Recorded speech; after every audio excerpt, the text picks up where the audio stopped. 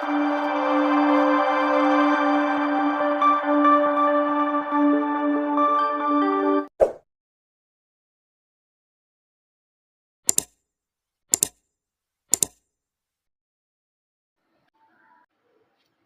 நாவல் பெருமையோடு வழங்கும் புத்தம் புது நாவல் எண்ணில் பூத்த நிலவொன்று.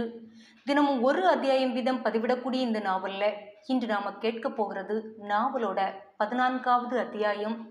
நாவலை முழுசாக கேளுங்க. நாவல் பற்றிய உங்களுடைய கருத்தை மறக்காமல் எனக்கு கமெண்டில் சொல்லுங்கள். பிடிச்சிருந்தா லைக் பண்ணுங்கள், உங்களுக்கு தெரிஞ்சவங்களோட ஷேர் பண்ணுங்கள்.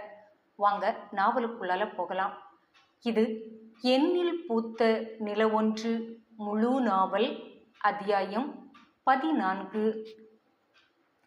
நடுநடுங்கும் கையால் மெல்ல மெல்ல கதவின் மேல் கை வைத்தவள் உலர்ந்து போன உதட்டால் யாரது யாரது என உடைந்த குரலில் கேட்க, நான் தான், கதவை தர. கணவரின் குரல் கேட்க சட்டென தன்னை மீட்டெடுத்தவள் வியர்வையில் குளித்த முகத்தை தன் சேலை தலைப்பால் அழுந்த துடைத்துவிட்டு அவசரமாக கதவை திறக்க, சந்துரு மலர்ந்த முகத்தோடு உள்ளே வந்தான். வந்தவன் வந்த வேகத்திலேயே மனைவியை தூக்கி சுற்ற, என்ன பண்றீங்க, கொஞ்சம் விடுங்க என அவளை அழுத்தி பிடித்திருந்த அவன் கரத்தை பலங்கொண்ட மட்டும் அடிக்க, அவளை கீழே இறக்கிவிட்டவன் கையை தடவியவாறு, என்னடி இப்படியெல்லாம் அடிக்கிற, கொல்லாம விட்டனேன்னு சந்தோஷப்படுங்க. நான் என்னடி பண்ணுனேன், என்ன பண்ணல, எல்லாத்தையும் நீங்க தான் பண்ணுனீங்க. ஆனா அந்த பரதேசி உங்களை விட்டுட்டு என்ன பழி வாங்குறா. நீ நீ யார சொல்றா, பவியையா? ஆமா, அவளை தவிர வேற யாருக்காக நான் வருத்தப்பட போறேன்? அவ என்னடி பண்ணுனா, எதுவும் பண்ணலையே. அதுதானே பிரச்சனை. எதுவாவது பண்ணி இருந்தாலாவது அவளோட மனசு தெரிஞ்சிருக்கும். அதன்படி எப்படி நடக்கலாம்னாவது யோசிக்கலாம். இப்படி மௌனமா இருந்து என்ன கொல்றாளே. இப்ப நான் என்ன செய்யறதுன்னு தெரியாம ஒவ்வொரு நாளும் தவிக்கிறேனே. உங்களுக்கு ஏதாவது அக்கறை இருக்கா? நான் என்னடி பண்ணுவேன்? செய்யறது அம்புட்டு அநியாயத்தையும் மாமா கூட நின்று நீங்க செஞ்சுக்கிட்டு என் கழுத்துல தாலி கட்டி பேச விடாம ஏன் வாயை அடைச்சிங்களே, அதை போய் அவள்கிட்ட சொல்லுங்க. நானா? நீங்க தானே சத்தியம் வாங்கி என் வாயை மூட வச்சது. அப்படின்னா நீங்க தான் போய் அதை சரி பண்ணவும் செய்யணும். பைத்தியம், அவ இப்போ அந்த எண்ணமே இல்லைன்னு சொல்றேன். மறந்து இருக்கிறவள்கிட்ட போய் ஞாபகப்படுத்த சொல்றா. மறந்துருக்காளா? இது நம்புறபடி இருக்குதா? நம்புடி. அவ இதுவரை பழையது பற்றி ஒற்றை வார்த்தை பேசல சரி. ஆனா அவளோட மனசுல இல்லைன்னு உங்களால திட்டவட்டமா சொல்ல முடியுமா? ஏய், இருந்திருந்தா இவ்வளவு நாளும் இந்த குடும்பம் எங்கன்னு தேடாம இருப்பாளா? இல்ல அப்பாட்ட இவ்வளவு இயல்பா பேசுவாளா? அதுக்கு அவளுக்கு அவ செய்த தப்பு புரிஞ்சிருக்கு. அதான் அவளே ஒதுங்க முடிவெடுத்திருக்கா.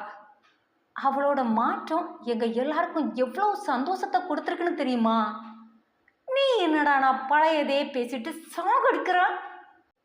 இங்க பாரு ராதிகா, பவி கடவுளோட அருளால மனசு மாறி தெளிவா இருக்கா.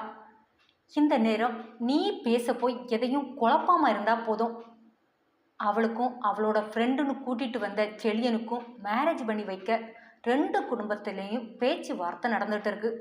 அவளோட தோழியா இல்லாம இந்த வீட்டு மருமகளா அவளோட அண்ணியா இருந்து அது நல்லபடியா நடக்க நீ உதவு. அது போதும். அதை விட்டுட்டு நாங்கள் திக் ஃப்ரெண்ட்ஸு அந்த விளங்காதவனை பற்றியெல்லாம் பேசி மறுபடியும் நீ அவளை குழப்புனா அப்புறம் தெரியும். கோபமாக நின்ற கணவரை ஆழமாக பார்த்தவள், என்ன தெரியும் என கண்ணை உருட்டி கொண்டு பத்ரகாளி அவதாரம் அவள் எடுக்க, என்ன தெரியும், நீயும் நானும் அப்பா முன்னால தலையை தொங்க போட்டுட்டு தலை குடிஞ்சு நிற்கிறத இந்த வீடே வேடிக்கை பார்க்கும், அவ்வளவுதான், அதான் தெரியும், வேற என்ன தெரியும் என பயந்தவாறு பேய்மொழி முழித்து கொண்டு சொல்ல வாய்விட்டு சிரித்தவள், அதுதானே பார்த்தேன், ஒருவேளை இந்த 1 மாசத்துல குட்டி தனிகாச்சலமா என் புருஷனும் மாறிட்டாரோன்னு பயந்துட்டேன். உன்னை போல ஒருத்தி கழுத்தில் தாலி கட்டிட்டு என் வீரத்தெல்லாம் காட்ட முடியுமா? கொஞ்சம் காட்டித்தான் பாருங்களேன், அப்போ தெரியும். இப்போ அவன் என்ன தெரியும்? என கேட்க எல்லாம் தெரியும். இந்த ராதிகாவோட சுயரூபம் தெரியும். 4 வருஷமா மனசுக்குள்ள போட்டு புழுங்கி புழுங்கி தவிக்கிற தவிப்போட அழுத்தம் தெரியும். காதருக்கு செய்த துரோகத்தை மொத்தமாக மறைச்சிட்டு தாலி கட்டி என்னை இந்த அறைக்குள்ள முடக்கி வச்சுக்கிட்டு அப்புறமா இது தெரிஞ்சு சண்டைக்கு வந்தப்ப உங்கள் அப்பாவை விட்டு என்னை பேச விடாமல் பண்ணினீங்களே, அந்த ஆத்திரத்தோட வெளிப்பாடு தெரியும்.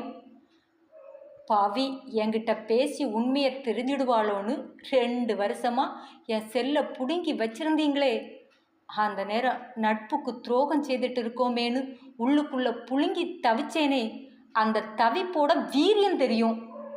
போதும் போதும்மா, இதுவே போதும், இதோட நிறுத்திக்க. அந்த பரதேசி பேரையோ அல்லது பழைய கதையையோ தயவு செய்து இதுக்கு மேலே பேசாத. பேசினா என்ன பண்ணுவீங்க? நான் எதுவும் பண்ண மாட்டேம்மா.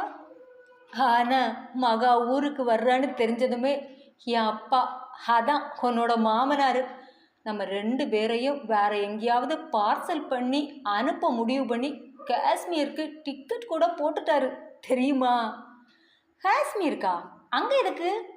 என்ன அடுத்த ஹனிமூனுக்கு நினச்சியாக்கும்? அதான் இல்லை, நீ ஏதாவது உளறி மாறி போய் வந்திருக்கிற அவளோட மனசை மாற்றிடுவியோன்னு தான். ஆனால் நீ வீட்டை விட்டு வெளியேறி உன் வீட்டுக்கு போயிட்டான்னு சொன்னதால தான் ஊருக்குள்ளே விட்டே வச்சிருக்காரு என் அப்பா. அப்போ கூட உன் மனைவியால் குடும்பத்தில் ஏதாவது பிரச்சனை வந்துச்சுன்னா அடுத்த நொடி யோசிக்காமல் அந்தமானுக்கு நாடு கடத்திடுவேன்னு பிளாக்மெயில் செய்து தான்மா அனுப்பியிருக்காரு. அதான் அவளோட மேரேஜ் முடிஞ்சு இவ இங்கேருந்து கிளம்புனதுக்கு அப்புறம் உன்னை கூட்டிகிட்டு வரலான்னு நினச்சேன்.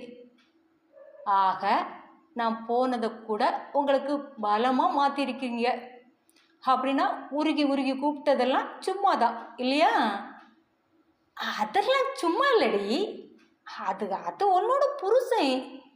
இது இது இது பவியோட அண்ணனா என்றதும் சந்துரு பல்லை இழுத்து இழுத்து காட்ட அவன் கன்னத்தில் அறைந்தவள், உன்னை நம்பி ஐயோ பாவனு வந்தேன் பாரு, என்ன சொல்லணும் என எழ போனவளை தாவி அணைத்தவன், இப்போ எங்கே போறா? இதுக்கு மேலே உங்கள் கூட இருந்தேன் ஆத்திரத்தில் பொலைச்சாலும் செய்திருவை. அதான் பேசாமல் வெளியில் கிளம்பிடுறது தான் நல்லது என ராதிகா 2 அடி எடுத்து வைக்க, காலில் தான் பவி இருந்தா, போய் பேசு என சொன்னதும் சட்டென நின்ற அவளின் கால்கள் ஒரு நொடி அப்படியே நின்றுவிட்டு பின் மெல்ல திரும்பி சந்துருவை நோக்கி நடந்தது. சந்துரு வாய்விட்டு சிரித்தான். அதே நேரம் வீடு வந்து சேர்ந்திருந்த கதிரின் மனம் புழு போல துவள ஆரம்பித்திருந்தது.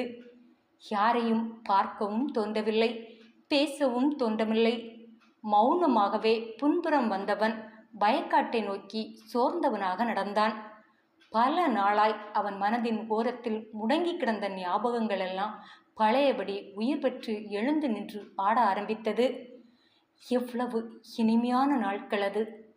கண்ணில் காட்சிகள் விரிய விரிய அவன் கண்கள் கலங்க ஆரம்பித்தது. அந்த கலங்கிய கண்ணுக்குள் நடுஜாமம் தாண்டிய இரவில் தன் வீட்டு ஜன்னல் கம்பிகளுக்கு நடுவில் பட்டாம்பூச்சியாய் விழிகளை படபடவென படக்க விட்டுவிட்டு குழந்தைத்தனமான சிரிப்பை முகம் முழுவதும் விதைத்தவாறு நின்று கொண்டிருந்த பவித்ரா தான் தெரிந்தாள். பள்ளி பொங்கல் விடுமுறை தினம் என்று 4 நாட்கள் லீவில் இருந்ததால் கதிரை பார்க்க நடு ஜாமம் என்று கூட பார்க்காமல் சுவரேறி குதித்து வந்திருந்தாள் பெண்ணவள். ஒரு நொடி அதிர்ந்து விழித்தவன் படபடப்பில் நாலாபுரமும் கண்களை மேய விட்டு யாரும் தங்களை பார்க்கவில்லை என்பதை உறுதிப்படுத்தி கொண்டு அவசரமாக தன் மேனியில் போர்த்தியிருந்த பெட்ஷீட்டை நீக்கியவாறு எழுந்து வெளியே வந்தான். இதயம் அதிவேகமாக துடித்தது. கண்களில் ஆனந்தமும் பயமுமாக வந்தவன் கண்கள் அவள் ஒளிச்சுடரில் ஜொலித்து கொண்டிருந்த அழகில் மயங்கி அவளிலே புதைந்து அவள் கண்ணுக்குள் இறங்கிய தன் கண்களை அப்புறப்படுத்த மனமின்றி அவளிலே அவள் உரு தெரியாமல் துளிந்து கொண்டு அப்படியே சிலையாக நின்றிருந்தான். பவித்ரா மென் சிரிப்பை தவள விட்டவளாய் நாணமும் வெட்கமும் முகத்தில் சிந்தி பெண்மையின் பூரிப்பில் அவன் மேனியிலே பார்வையை பதிய விட்டவளாக நிற்க, இருவரும் தங்கள் உணர்வுகளை அடக்கி நிஜ உலகம் வரவே சில நிமிடங்கள் தேவைப்பட்டது. உறைந்து போய் நின்றவர்களை நிஜ உலகம் கொண்டு வந்ததே முனுசாமியின் கனைப்பு சத்தம்தான். பாதி தூக்கத்தில் எழுந்த அந்த மனிதர் இரவு அவசரத்திற்காக ஆட்பட்டு இடுப்பிலிருந்து உருவிய வேட்டியை பிடித்து மேல் நோக்கி நகர்த்தி தூக்கி கட்டியவாறு கொட்டாவி ஒன்றை விட்டவாறு நடக்க ஆரம்பிக்க, சட்டென தன்னை மீட்டெடுத்த கதிர் பவித்ராவின் கையை பிடித்து இழுத்துக்கொண்டு ஒரு பதருக்குள் ஒளிந்து கொண்டான். அமைதியான இருளில் அவரின் காலடி ஓசையும் இடையிடையே கனைக்கும் ஓசையும் கேட்டது. 10 நிமிடத்திற்கு பின் மறுபடியும் அந்த இடம் அமைதியாக. அப்போதுதான் கதிர் தன் அருகில் நெருங்கி நின்ற பவியை பார்த்தான். பவியும் தன்னை அவனோடு அணைத்து பிடித்திருந்த கதிரை பார்த்தாள். இரு விழிகளும் தன்னை மறந்து சங்கமிக்கத் தொடங்கின. கதிர் பவியின் துடித்த உதடையே இமைக்காமல் பார்த்தான். அந்த உதடு தன்னை எதுவோ செய்வதை உணர்ந்து அவன் உமிழ்நீரை உள்ளிறக்கிய போது பெண்மையின் நாணம் உந்தித்தள்ள மெல்ல அவனின் அணைப்பிலிருந்து விலகி நின்றாள் பெண்ணவள். ஒரு நொடி இருவருக்குள்ளும் ஆழ்ந்த அமைதி. என்ன பேச என தெரியாத ஒரு மௌன நிலை. ஏதோ ஒரு கட்டுக்குள் பிணைக்கப்பட்டது போன்றதொரு உணர்வு. ஆனால் அதை வெளிப்படுத்த முடியாத அவஸ்தை. இருவருக்குமே அப்படியொரு அவஸ்தையான உணர்வுக்குள் நெளிந்தவாறே நின்று கொண்டிருந்தனர். நிலா காயும் நள்ளிரவில் ஆளில்லா தனிமையான இடத்தில் ஒருவர் முகத்தை மற்றவர் பருகிக் கொண்டே இருக்க, நீந்திச் செல்லும் மேகக்கூட்டங்களின் ஊர்வலம் வரும் மதிமுகம் பார்த்து இரவு பொழுதும் மெல்ல மெல்ல நகர ஆரம்பித்தது. கதிர் அவள் கரத்தை மெல்ல பிடித்து இழுத்து அவளை தன்னோடு மறுபடியும் போர்த்தி கொள்ள முயன்றான். ஆனால் பவி எதுவும் நினைத்து விடுவாளோ என்ற தயக்கம். ஆனாலும் மெல்ல அடி மீது அடி வைத்து அவளை நெருங்கி வந்தான். அவன் நெருக்கத்தை உணர்ந்த பெண்ணவள் பயத்தில் நிமிர்ந்து பார்க்க, சில அடிகளோடு நிறுத்தி கொண்டவன் பவி என தாபத்தோடு அழைக்க, என காற்றிற்கும் கேட்காத குரலில் பதில் சொன்னாள். அவளை நெருங்கி வந்தவன் அவள் முகத்தை ஒற்றை விரலால் தூக்கி, எதுக்கு வந்த என கண்களை அவள் கண்ணுக்குள் ஓடவிட, மெல்ல அவனிலிருந்து பிரிந்து ஓடி எங்கோ பார்வையை விட்டவாறு, ஒன்ன பார்க்கதான் என்றாள் பொங்கும் சிரிப்போடு. இந்த ராத்திரி நேரத்திலேயா என்றவனை திரும்பி ஏறிட்டு பார்த்தவள், வேற எப்போ வர்றதான் என முறைத்தவள் மறுபடியும் மென்குரலுக்கு மாறி, பகல்ல என்னை சுற்றி எல்லாரும் இருக்காங்க, இரவு அவங்க யாரும் விழித்திருக்கும் போது என்னை வெளியில் போகக்கூட அனுமதிக்க மாட்டாங்க, அப்படின்னா நான் இப்போதானே வர முடியும் என்றாள் அவனை நேருக்கு நேர் பார்த்தவாறு.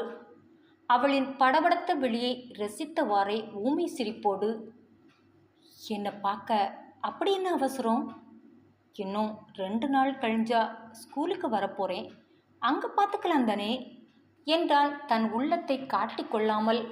ஆனால் அந்த திருடனின் உள்ளத்தை தெளிவாக படித்தவள் போல, நீயும் அப்படி நினச்சிட்டு வீட்டில் இருந்திருக்கலாம் தானே, எதுக்கு 3 நாளாக என் ஊரையும் என் வீட்டையும் சுற்றி சுற்றி வர்றா என்றதும் தன் குட்டு வெளிப்பட்டு விட்டது என்ற வெட்க உணர்வில் தலையை சொரிந்தவாறே அவளை அரைக்கண்ணால் பார்த்தவாறு, பாத்தியா என்றவனை பொங்கும் சிரிப்போடு எதிர்கொண்டவள் என்றாள் வெட்கத்தை முகம் முழுவதும் சிந்தியவாறு.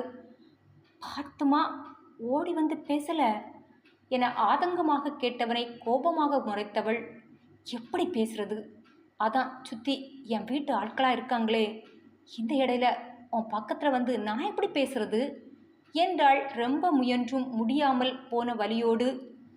அதுக்காக இப்படி நடுராவோ தனியாவா வருவா என நாலாபுரமும் பார்வையை சுழல விட்டவாறு கேட்டவனை நெருங்கி வந்தவள் காற்றுக்கும் கேட்காத மென்குரலில், நான் வரலனா நாளைக்கும் வந்து நீ மாட்டிப்பியோ, அப்புறம் தேவையில்லாமல் பிரச்சனை, அதுக்கு நானே வந்துட்டா பிரச்சனை இல்லை, அதான் வந்தேன் என்றதும் சிறிது நேரம் அமைதியாக நின்றவன் பின் ஏதோ சிந்தனை உறுத்த, இதுக்கு நான் அங்கே வரும்போது என்னை எப்படியாவது பார்த்து பேச முயன்றிருக்கலாமே என்றவனை கோபமாக முறைத்தவள், நான் நான் முயற்சிக்கலன்னு நீ கண்டியா?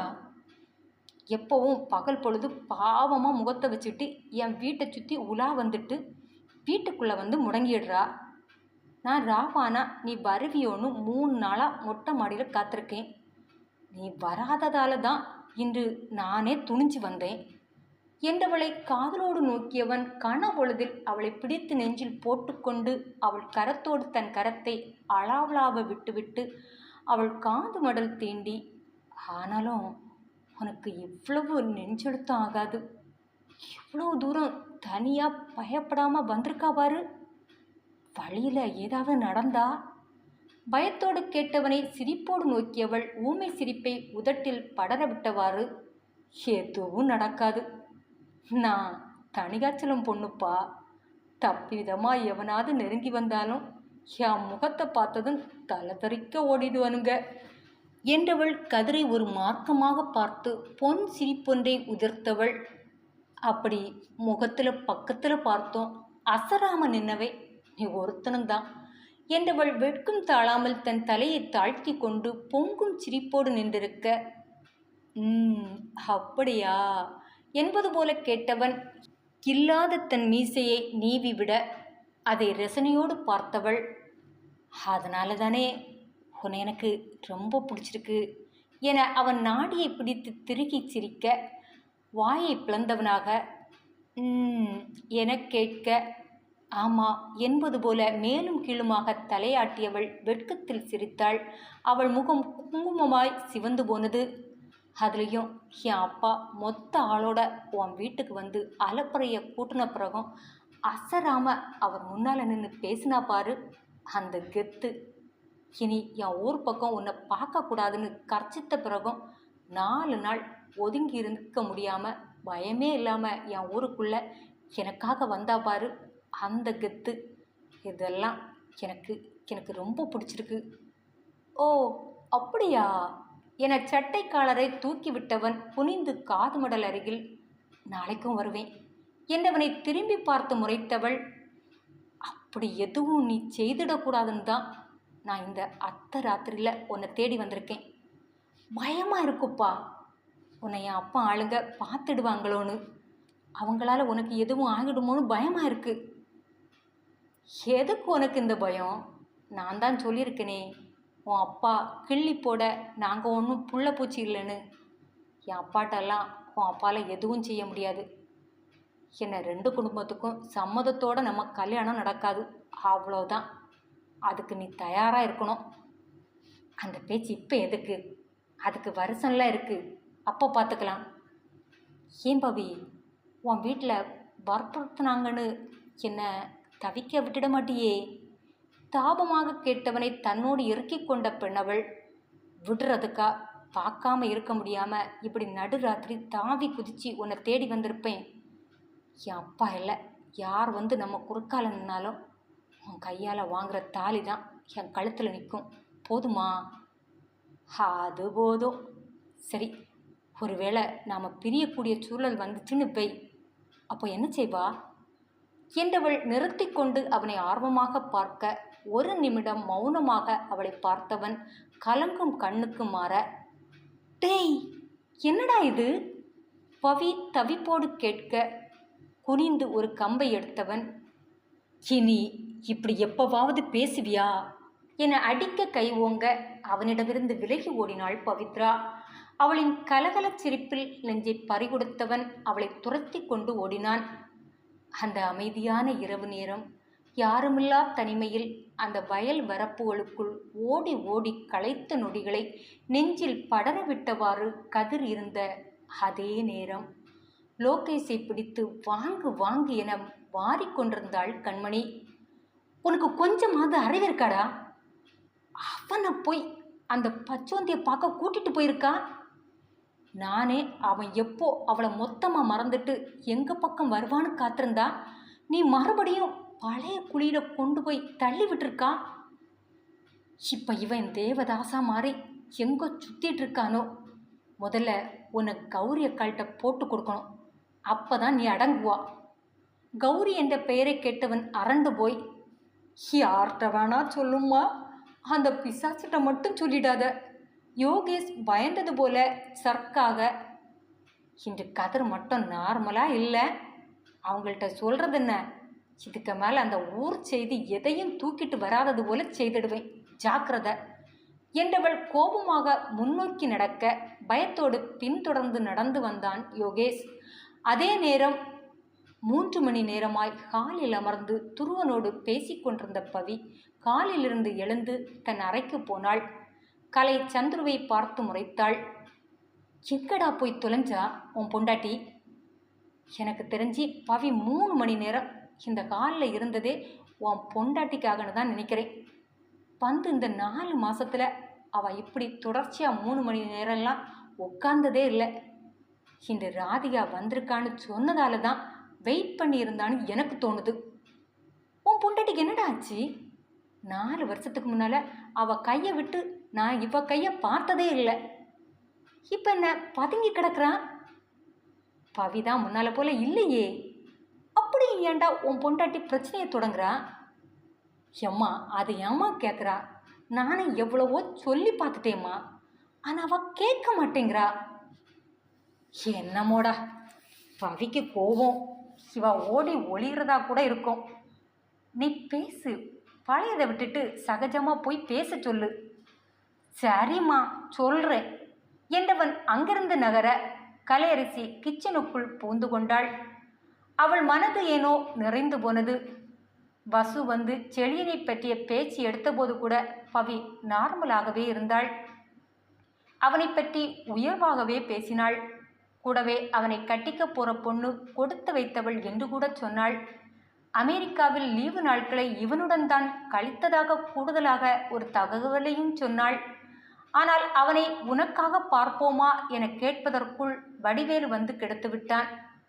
இடையில் நின்றுவிட்ட அந்த பேச்சின் தொடர்ச்சியை வசு நாளை பேசுவதாக சொல்லிவிட்டு சென்று விட்டாள். என்றாலும் மனது கலைக்கு நிறைவாகவே இருந்தது. பவிக்கு பிடிக்காமல் இருந்து விடுமோ, இந்த காரணத்தை காட்டி மறுபடியும் அப்பா பொண்ணுக்குள் முட்டிக்கொள்ள வேண்டி வருமோ என்ற பயம் இப்போது முழுமையாக அவளை விட்டு நீங்கி இருந்தது. அவள் அமெரிக்காவிலிருந்து வந்த நாள் முதல் இந்த 6 மாதத்தில் அவளில் பெரிய மாற்றம் தெரிந்தது. பவி ரொம்ப நிதானமாக ஒவ்வொரு இடத்திலும் செயல்பட கொஞ்சம் கொஞ்சமாய் பயம் அவளை விட்டு நீங்கி இருந்தது. அதிலும் அன்று சொன்னது போல செழியனை அழைத்து வந்தது மட்டுமல்லாமல் அவனுக்கு தன் கையாலேயே பரிமாறியும் கொடுத்தாள். அன்றைய நாளே கலையரசிக்கு பவித்ரா பற்றிய பயம் சுத்தமாக போய்விட்டது. அதற்கு ஏற்றாற் போலவே பவியும் பக்குவமாக நடந்து கொள்ள ஆரம்பித்தாள். ஹாஸ்பிட்டல் வேலையில் பிஸியாக இருப்பதும், வெளியில் செல்வதென்றால் வடிவேலுடன் மட்டும் செல்வதும், இரவு பல மணி நேரம் சிரிக்க சிரிக்க செழியனுடன் பேசுவதுமாக தான் நாளை கழித்தாள். இங்கு வந்து 6 மாதம் முடிந்தும் அவள் கதிர் பற்றியோ அவன் குடும்பம் பற்றியோ யாரிடமும் விசாரிக்கவில்லை. ஏன் அவனை தேடி அலையவும் இல்லை. அவள் தோழர் தோழிகளை சந்திக்கவும் இல்லை. இந்த மாற்றமே தணிகாச்சலத்திற்கு போதுமானதாக இருந்தது. மகள் இப்போதுதான் தன் மகளாக இருக்கிறாள் என மணியனிடம் சொல்லி சொல்லி பெருமைப்பட்டார். அவர் அந்த அளவு நம்பவும் ஒரு காரணம் இருந்தது. இந்த 6 மாதமாய் பவியை தொடர்ந்து வர தணிகாச்சலம் ஒரு ஆளையே நியமித்திருந்தார். அவன் கொடுத்த நம்பிக்கை ஒருபுறம் என்றால், மறுபுறம் மகள் செழியனை பற்றிய பேச்சு வீட்டில் பேச ஆரம்பித்த பிறகும் எதிர்ப்பு காட்டாமல் இருப்பதுதான். நேரடியாக யாரும் அவளிடம் அது பற்றி பேசாவிட்டாலும் வீட்டில் எல்லாருக்கும் செழியனை பிடித்திருப்பது அவள் அறியாத ஒன்று இல்லை என்பதும் அவருக்கு தெரியும். அப்படி தெரிந்தும் மறுப்பு சொல்லாமல் செல்வது மட்டுமல்லாமல் செழியனோடே இன்னும் தொடர்பில் இருப்பது மனதுக்கு தெம்பை தந்துவிட, நாளைக்கே இதற்கு ஒரு முடிவெடுத்து விட வேண்டும் என்று தணிகாச்சலம் தீர்மானித்து அன்றே மனைவியிடம் பேச ஆரம்பித்தார். கலையரசிக்கும் அதுதான் சரியாக தோன்றியதால் வசுந்தராவை வைத்து பேசிவிடுவது என முடிவெடுத்து அன்றே அவளுக்கு அடித்து விஷயத்தையும் சொல்லிவிட்டாள்.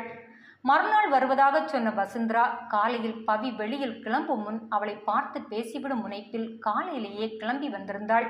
வந்தவள் கலை நீட்டிய சூடான டீயை உறிஞ்சி குடித்த போது தன் அறையிலிருந்து அதிவேகமாக வந்து கொண்டிருந்தாள் பவித்ரா. அவளின் அவசரத்தை பார்த்த கலை வசுந்தராவை பார்க்க வசுவும் புரிந்தவளாக எழுந்து கொள்ள இப்போது பவித்ரா மேல் மாடியிலிருந்து படி வழியே போனில் யாரோடோ மிக தீவிரமாக பேசிக்கொண்டே இறங்கி வந்து கொண்டிருந்தாள். கடைசி படியில் கால் வைக்கும் போதுதான் முன்னால் தயங்கி தயங்கி வந்து நின்ற வசுவை பார்த்தாள். தயங்கியவாறு நின்ற அவர்களை குழப்பமாக பார்த்தவள் தான் பேசி வந்த நபரிடம் நான் அப்புறம் பேசுகிறேன் என தொடர்பை துண்டித்துவிட்டு வசுவை ஆர்வமாக பார்க்க வசுந்தரா பேச வார்த்தைகளை தேடி தேடி தோற்றுக்கொண்டே அவள் முன்னால் நின்று கொண்டிருந்தாள்.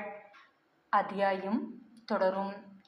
என்ன ஃப்ரெண்ட்ஸ், நாவலுடைய இந்த பகுதி எப்படி இருந்தது என்கிறத மறக்காமல் எனக்கு கமெண்டில் சொல்லுங்கள். பிடிச்சிருந்தா லைக் பண்ணுங்கள், தெரிஞ்சவங்களோட ஷேர் பண்ணுங்கள். நாளைக்கு இந்த நாவலின் அடுத்த பகுதியோடு உங்களை சந்திக்கும் வரை உங்களிடமிருந்து விடைபெறுவது உங்கள் செல்வம்.